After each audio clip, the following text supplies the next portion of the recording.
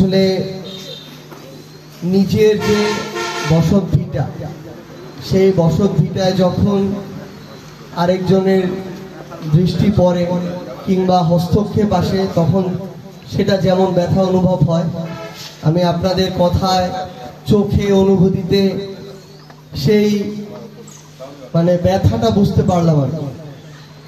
তো প্রথমেই আপনাদেরকে ধন্যবাদ যে আমাকে এখানে আপনারা আসার সুযোগ করে দিয়েছেন। আমাদের এই আটোয়ারী উপজেলা, আমি তো আলাফা ইউনিয়নের, তো আমরা কিন্তু এমন একটা পরিবেশে সবসময় বড় হয়েছি যেখানে মুসলিম ধর্মের হোক কিংবা আমাদের সনাতন ধর্মাবলম্বী হোক, আমরা সবাই একসাথে মিলেমিশে আমরা বড় হয়েছি একদম ছোটবেলা থেকে। আমার অনেক সনাতন ধর্মাবলম্বী বন্ধুর বাড়িতে আমি গিয়েছি, থেকেছি, খেয়েছি, তাদের বিভিন্ন অনুষ্ঠানে গিয়েছি। এখানে আমার সরাসরি স্যার রয়েছেন, দিলীপ স্যারও বলতে পারবেন যে আমাদের স্কুলেই মুসলিম ধর্মের শিক্ষার্থীর চেয়ে সনাতন ধর্মাবলম্বী বেশি ছিল আমার আলাফা তফসিলি স্কুল অ্যান্ড কলেজ। দখল করার অপচেষ্টা চালিয়েছে, আমি এটাকে অপচেষ্টাই বলবো। কেউ যদি এটা নিজের তাদের প্রাপ্য হতো, তাহলে সে কাগজের মাধ্যমে আইনানুগ প্রক্রিয়ায় নিত। 5 তারিখে ঘটনার পরিক্রমায় যারা এরকম দখল প্রক্রিয়ায় গিয়েছে, আমরা তাদেরকে দখলবাজি বলবো। এবং আমরা একদম স্পষ্ট করে একটা কথা বলি, এই মন্দির সংলগ্ন আপনারা আপনাদের কথা অনুযায়ী যেটা বলছেন যে 5 একর 92 শতক জমি, কাগজ যদি কথা বলে তাহলে অবশ্যই এই জমিটা এই মন্দিরকে যেভাবে বুঝে দেওয়ার সেভাবে বুঝে দিতে হবে। এবং আমি আপনাদেরকে একটা কথাই বলি যে এটাতে যে কোনো ন্যায্য পাওনার ক্ষেত্রে আমরা আপনাদের সাথে একসাথে লড়াই করব। এটার জন্য আপনাদের প্রতিনিধিদেরকে নিয়ে যদি আমাদের উপজেলা নির্বাহী কর্মকর্তা কিংবা জেলা প্রশাসক মহোদয়ের সাথে একসাথে আমি সহ যেতে হয়, আমি সেখানেও যেতে প্রস্তুত।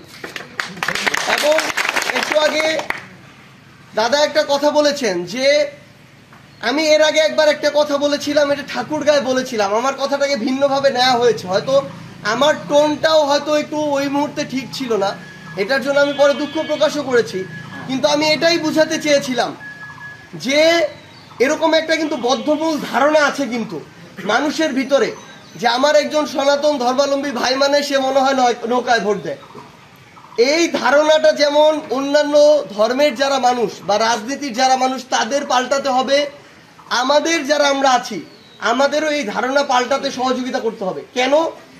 কারণটা হচ্ছে, যদি এটা ওই আওয়ামী লীগ এরকম মনে করে নিতে পারে যে আমি কিছু দেই আর না দেই তাদের ভোট তো আমি পাবো, তাহলে আপনাদেরকে কিছু দিবে না। এটাই হয়েছে এতদিনে। আপনারা বলেন উল্লেখযোগ্য আপনাদেরকে কি দিচ্ছে, উল্লেখযোগ্য কি দিছে? যখন আপনাকে কোনো কিছু না দিয়ে আপনাকে পেয়ে যায়, তখন আপনার মূল্যটা আর দিতে পারে না। এবং এতদিন ধরে এটাই হয়ে আসছে। তো অল্প কয়েকজন মানুষ, হাতে গোনা 2-4 জনকে সুযোগ সুবিধা দিয়ে বাকি যারা আমার প্রত্যন্ত অঞ্চলে সনাতন ধর্মাবলম্বী মানুষ ছিল তাদের দিকে কিন্তু নজর দেওয়া হয় না। এমনি একটা উপরি পাওনা এরকম হিসেবে ব্যবহার করা হয়েছে। তো আমি আপনাদের একটু আগে দাদা যে কথাটা বলেছেন এটার সাথে শতভাগ একমত। যারা আপনাদের কথা শুনবে, আপনাদের হয়ে কথা বলবে এবং আপনাদের কাজগুলো করবে, আপনাদের রক্ষার জন্য আপনাদের পাশে দাঁড়াবে, আপনাদের ভোটটা হবে তাদের জন্য।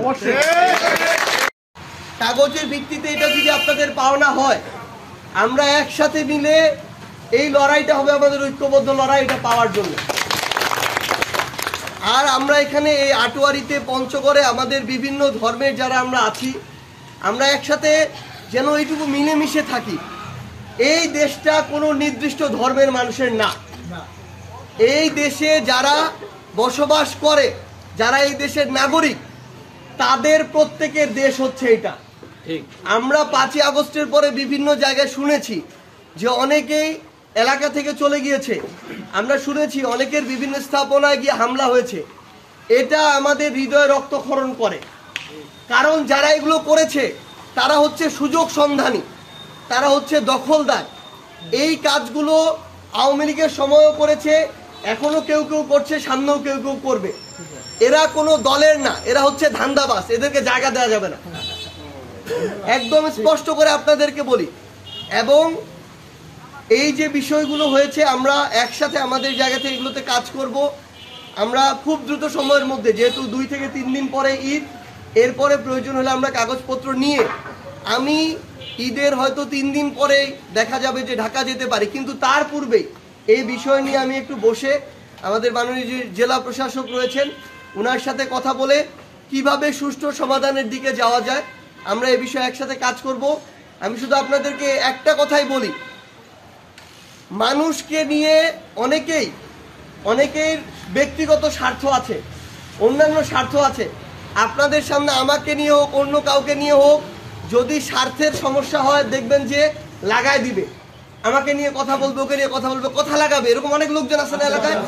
হ্যাঁ, সেই লোকজনের কথায় কান না দিয়ে আমার যদি কোনো বিষয় নিয়ে আপনাদের ভুল ধারণা থাকে, আমাদের দল নিয়ে যদি কোনো জানতে চাওয়া থাকে, সরাসরি আমাকে জিজ্ঞাসা করবেন।